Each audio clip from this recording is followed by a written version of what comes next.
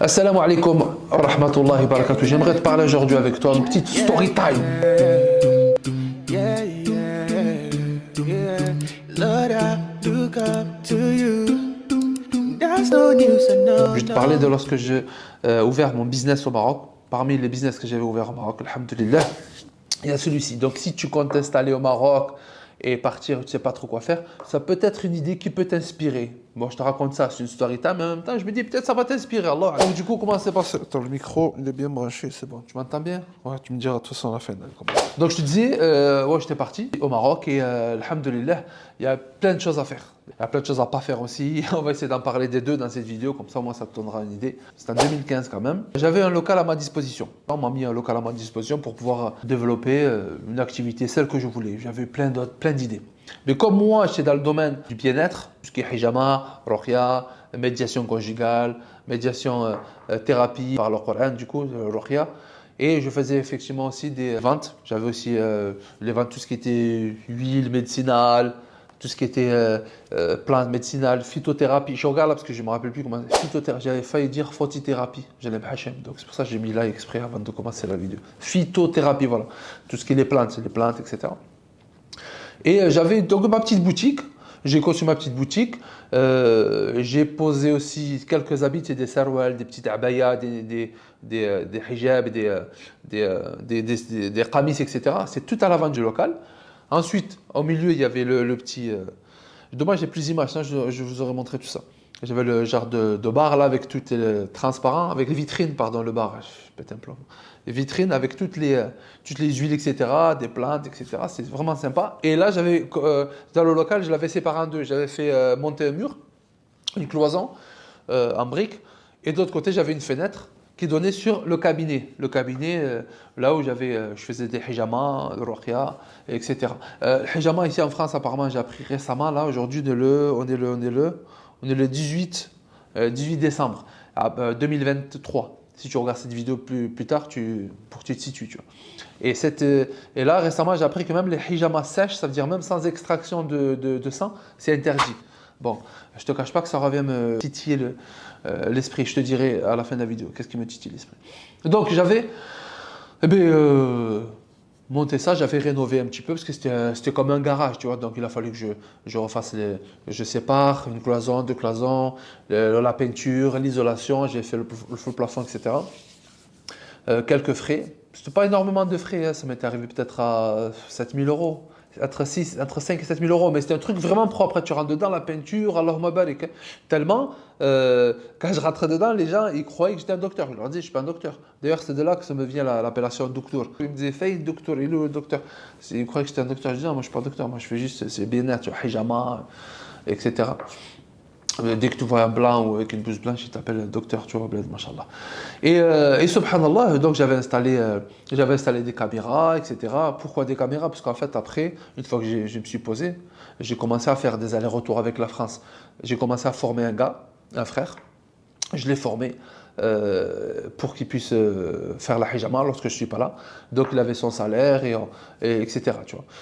Je l'avais aussi formé dans la ruqya, mais la ruqya, petit à petit, je voulais m'extraire, je voulais m'extirper de la ruqya, je vous expliquerai pourquoi. Donc c'est pour ça que je l'avais formé surtout à la hijama et ensuite à la ruqya un petit peu, quelques principes. Il connaissait déjà, mais c'est juste pour donner moi mes mots d'ordre, dans le fait de ne pas frapper parce qu'au bled, des fois, comme partout, hein, tu peux trouver des gens, des raqis qui vont frapper pour essayer de faire sortir le djinn ou l'entité qui est dans le corps de la personne. Donc ils mettent des tampons, ils tapent. Tellement, on ne sait plus si c'est le djinn qui veut le faire sortir ou c'est l'âme de la personne qui veut le faire sortir. Donc ça, il faut faire attention. Donc voilà, alhamdoulilah, j'ai tout mis en place pour pouvoir faire des allers-retours. Donc ce qui est intéressant, c'est que le loyer, bon, écoute, moi, alhamdoulilah, le loyer, je ne les payais pas. Donc même, de toute façon, dans les loyers qui étaient avoisinants, ils ne sont pas très chers. Donc si tu veux faire un business ou ouvrir quelque chose dans ce style-là, franchement, au Maroc, c'est l'avantage, ça dépend de la zone où tu vas être. Moi, j'étais à Tanger, et ça dépend de la localité, mais tu peux trouver des locaux avec un loyer pas très élevé. Et pour ce genre de pratique, franchement, maintenant, au jour d'aujourd'hui, sincèrement, avec le marketing digital, tu n'as pas besoin d'être en ville pour cartonner. Alhamdulillah, avec les réseaux sociaux, Facebook, Instagram, TikTok, Snapchat, Allahumma barik, tu développes une certaine communauté, après, alhamdoulilah, ça peut très bien marcher. Moi, petit à petit, franchement, j'avais aucun problème. Ça a commencé, et tellement au début, il y avait, Allah y barak, beaucoup de monde, des fois, il y avait des files d'attente et tout ça, tellement, je vais te raconter. Alors, ce que je te conseille, si jamais tu es intéressé par ce genre de business, ou d'autres, hein, même vente d'habits, je suis allé au Maroc, quand j'y vais régulièrement, il y a beaucoup de gens qui vont s'installer au Maroc pour faire la hijra ou pour déménager, et il y a les vêtements, il y a les services. Pourquoi je dis pour le service, c'est bien, hors du fait que j'ai dû investir dans la rénovation des lieux, le service ça ne te demande pas beaucoup d'investissement, à part un investissement sur toi-même.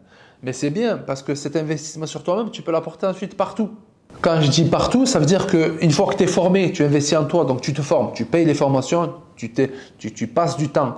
C'est un investissement dans le temps, parce que le temps que tu passes à te former, tu ne gagnes pas d'argent. Le temps que tu passes à te former, eh bien, tu le regagnes. Ce n'est pas du temps perdu, parce que tu le regagnes plus tard, lorsque tu vas mettre en pratique ce que tu as appris. Et en plus de ça, tu peux l'apporter partout avec toi. Je vous invite, franchement, si vous voulez partir, vous installer au Maroc ou dans d'autres pays, là je parle au Maroc, parce que moi c'est le pays où j'ai été, ou c'est le pays, mon pays d'origine, Allah me permet, je retournerai. Mais là, quand je dis que ça me tilde dans la tête, c'est que quand j'ai vu le hijama interdit en France, j'ai repensé que j'avais en 2015, que ça se passait très bien. D'ailleurs, tu vois, Allahumma barik, ça commence à se développer très bien. Ça marchait très bien.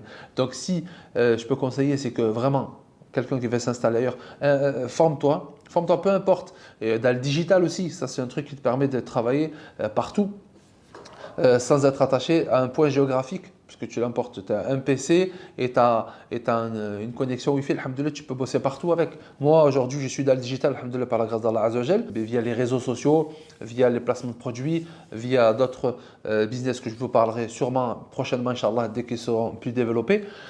Donc, alhamdoulilah, ça te permet de ne pas être attaché à un point géographique, si jamais.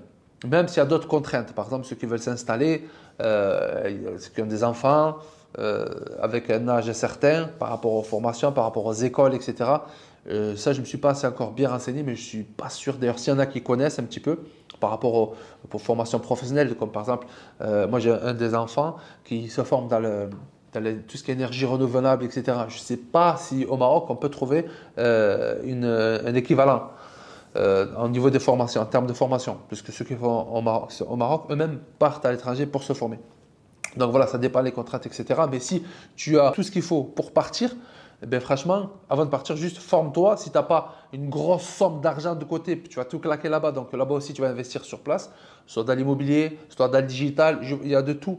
Les frères qui investissent dans l'immobilier, dans le digital, qui travaillent ou comme moi, comme c'est dans le bien-être. Moi, c'est mon expérience personnelle que j'ai fait là-bas. Les prochaines expériences, je ne sais pas dans quoi je serai. Il y a tellement de choses à faire, subhanallah, que tu te perds. Tu dis, attends, je fais ça, non, je fais ci, non, je fais... Donc, il faut vraiment être focalisé sur un projet à la fois. Sinon, un vent qui se disperse perd de sa force. Ça dit que, tu comprends. L'expression, elle est pas mal, ça, j'aime bien la dire à chaque fois. Pour revenir à mon retour d'expérience, par rapport à ce centre, c'est un petit centre, un centre de bien-être, ruqya, hijama, massage, etc. Je proposais pas mal de services. Tout se passait très bien, justement, alhamdoulilah. Limite, même c'était pas quand même, c'était pas non plus, mais j'ai envie de dire victime de son succès, dans le sens où moi, alhamdoulilah, j'ai formé un frère. Et ce frère-là, je lui faisais confiance, je faisais des allers-retours, mais j'avais installé des caméras de surveillance, comme je disais au début, tu vois. Et il le savait, bien évidemment. Mais les caméras de surveillance, bien évidemment, n'étaient pas dans la salle où on faisait hijama. Parce qu'après, on a développé l'activité, et ça fait qu'on a embauché une sœur, cette sœur-là a été formée et se faisait hijama que pour les femmes. Donc, elle fait hijama pour les hommes et hijama pour les femmes. Bien évidemment, chacun leur créneau horaire respectif, tu vois, pour pas qu'ils déménagent. Donc, ça se passait très bien. Et fil en aiguille, voilà. Donc, le conseil que je lui ai donné, c'est si jamais, forme-toi sur un des domaines d'activité que tu veux produire là-bas même, parce que peut-être tu n'as pas d'idée, tu n'as rien. Tu as peut-être un métier à main, quelque chose à faire là-bas, mais si tu n'as rien, tu ne sais pas quoi faire, eh bien, forme-toi dans un domaine, et bien là-bas, il y a tout qui se développe en plein essor. Donc, tu peux faire franchement ce que tu veux, mais juste que tu sois formé. Parce qu'un des arguments, on ne va pas se mentir, qui est à notre avantage, c'est le fait que tu viennes de France. Alors, tu es formé, tu arrives avec un mode de travail, un état d'esprit de France, avec une formation de France, avec une hygiène, etc. Moi, en l'occurrence, par rapport à la salle de ruqya al-hijama qui vient de France, ben, c'était du pain béni, et direct. C'était un argument parmi les meilleurs arguments pour que les gens viennent chez moi. Oui, il vient de France, donc il a formé. Et c'est vrai, parce que je faisais tout dans la règle de l'art, je faisais le plus proprement possible. Ça allait changer par rapport à ce qu'ils avaient l'habitude de voir là-bas. Je te parle en 2015, bien évidemment. Ça a évolué et ça ne cesse d'évoluer. Bon, c'est pas construit ce que je dis depuis tout à l'heure. Je passe à droite, à gauche, en dessous. Bref, j'espère que tu vas suivre la vidéo depuis le début. Je t'envoie plein d'informations parce que j'ai tellement d'informations. Et si je prends mon temps, elle va durer 2 heures la vidéo. Et je veux pas que ce soit relou, que tu regardes. Voilà. Vite fait comme ça et que tu puisses prendre l'information qui t'intéresse le plus. Donc je t'ai dit, ouais, bon, okay, il faut que tu sois formé, etc. L'argument que tu viennes de l'étranger, France ou Belgique ou ailleurs, tu vois, de l'étranger, c'est un argument parmi les bons arguments qui convainc les gens, les locaux. D'accord? Donc, une fois que tu es formé, que tu as appris tout ce qu'il fallait faire, tu as fait une étude de marché un minimum, etc. sur place, tu vas. Alhamdulillah, là-bas, c'est pas cher, donc tu peux tester. Tu peux tester, que je dis c'est pas cher, c'est les loyers, comme j'ai dit au début, ça dépend où tu es, etc. Mais, maintenant, c'est bien beau, français, etc. Mais si tu fais un business là-bas, ce que je te conseille, tu verras que tout le monde te dira la même chose, ne le laisse pas. Ne le laisse pas entre les mains d'une personne comme ça, etc. Même la famille, même les ci, les ça. Il ne bossera pas comme si c'est toi qui bossais. Même si tu embauches des gens, bien sûr, l'objectif c'est de se développer et d'embaucher. Mais au moins je te parle des débuts, des 2-3 premières années minimum. C'est le temps que le process se mette en place, le temps que les gens s'habituent, le temps que tu puisses voilà, avoir un socle solide. Pourquoi je te dis ça? Je te dis mon expérience tout simplement. Moi, c'était un frère, Allah m'abarik. Il priait à la mosquée, tout ce que tu veux. Mais un être humain reste un être humain. Et avec ses faiblesses et ses manquements. Et si tu ne l'encadres pas, eh ben, ça part en live. Moi, ça s'est mal déroulé finalement, mais mal pour un bien. Parce que j'ai compris, ça m'a donné l'expérience. Et finalement, l'argent que j'ai pu perdre là-dedans, ça m'a appris des choses que je n'aurais pas pu apprendre même si je faisais des formations à 100 000 euros. C'est l'expérience. C'est de l'or, ça vaut de l'or l'expérience, subhanallah. Donc n'aie pas peur d'échouer. J'ai fait plein de projets, j'ai échoué plein de fois, j'en ai réussi certains, d'autres non.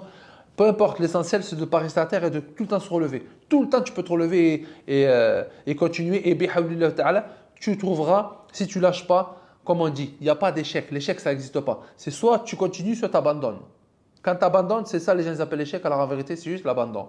Tu continues, tout le monde arrive. Quand tu apprends à marcher, tu tombes des centaines de fois. Est-ce que tu as arrêté de réussir à marcher une fois que tu es tombé? Non, sinon tu ne serais pas en train de marcher au jour d'aujourd'hui. Alhamdulillah. Et ça, c'est depuis tout petit en vérité. C'est une nature saine chez nous. C'est instinctif chez nous. Mais en grandissant, eh ben là, on est corrompu par les états d'esprit de tout à chacun. On est démotivé par certains. Et certains ne veulent pas te voir réussir. D'autres n'ont pas réussi. Donc, ils pensent que toi aussi, tu ne vas pas réussir. Alors, chacun sa vie, chacun sa destinée. Ne lâche pas, bombarde. Bref, pour revenir à cette expérience, donc, il ne savait pas gérer. Je l'ai mis en tant que gérant. Il n'était pas formé. Je prends ça, je dis que c'est de ma faute, je ne mets pas la faute sur les autres. C'est trop facile de mettre la faute sur les autres. Il faut le plus possible avouer ses torts. Moi, mes torts, c'est que je ne l'ai pas formé sur la gestion. Je l'ai formé sur la hijama, sur la clientèle, relation clientèle, mais je ne l'ai pas géré sur la gestion des stocks, sur la gestion, etc. Donc, je suis parti et je gérais de loin. Mais j'ai appris au fur et à mesure que finalement, ça l'a dépassé. En tout cas, c'est ce que j'ai l'impression. Parce que de la caméra, je voyais, il y avait le mahal, le centre, il ouvrait entre 9h30 et 10h. Et quand je regardais sur la caméra qui donnait à l'entrée, il y avait la queue. Il y avait la queue des clients qui venaient pour faire hijama, pour acheter des trucs et tout. Et lui n'était pas là. Je l'appelais, il ne répondait pas. Et lorsque je le répondais, il me dit excuse-moi, je me suis endormi, je ne me suis pas réveillé, etc. Ça, il faut connaître aussi que si tu prends ils sont comme ça. Ils ne sont pas tous au général, on ne fait pas une surgénéralisation, mais il y en a beaucoup qui sont comme ça, qui sont dans le tranquille, dunya hania, tranquille. Quand ils te donnent rendez-vous à 10h, ils vont être là à midi, 11h30, 3 quarts d'heure, allez, j'exagère, mais il y en a beaucoup qui dépassent les 3 quarts d'heure. Donc, vraiment, il faut prendre tous ces paramètres-là en considération pour pouvoir évoluer et ne pas avoir de fausses idées, ne pas être déçu et repartir comme ça. Il y a ça. Il y a aussi, voilà, donc ça arrive à plusieurs reprises. Et moi, j'ai pas supporté. J'ai pas supporté. Donc, moi, comme j'avais d'autres activités en France, l'activité là-bas, je commençais à peine, ça faisait 1 an que j'ai commencé, je l'avais un peu moins d'1 an, hein, quelques mois que je l'avais développé. Et elle commençait à bien partir. Mais vu comment le frère,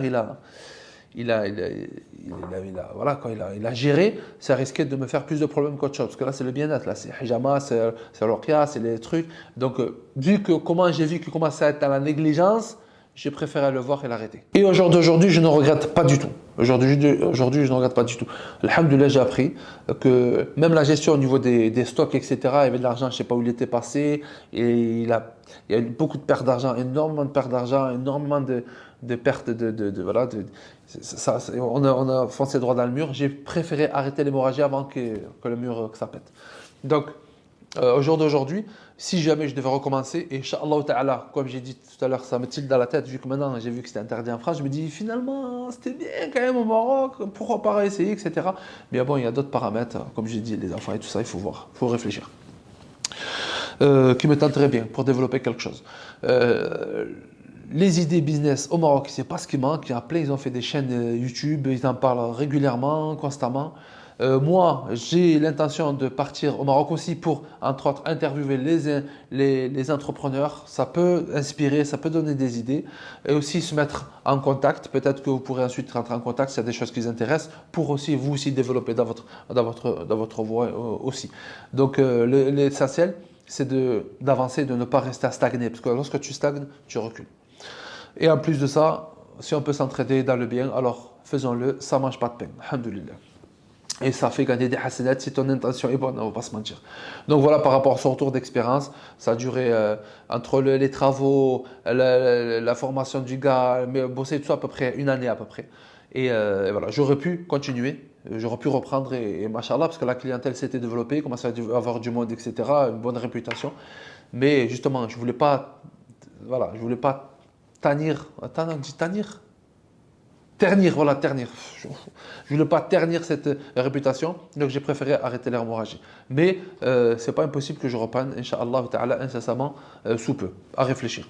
J'espère que cette petite story time, ce petit retour d'expérience vous aura inspiré, vous aura donné des informations supplémentaires par rapport à ceux qui aimeraient s'installer, ou peut-être que vous pourrez vous-même me donner des conseils ou me donner des éléments supplémentaires qui me permettraient de soit développer ou soit faire attention à d'autres choses. Mais ça me fait plaisir de partager ça avec vous. Ça fait un moment que je voulais partager avec vous. Et là, franchement, je me suis dit, c'est le moment ou jamais, sinon je ne le ferai jamais.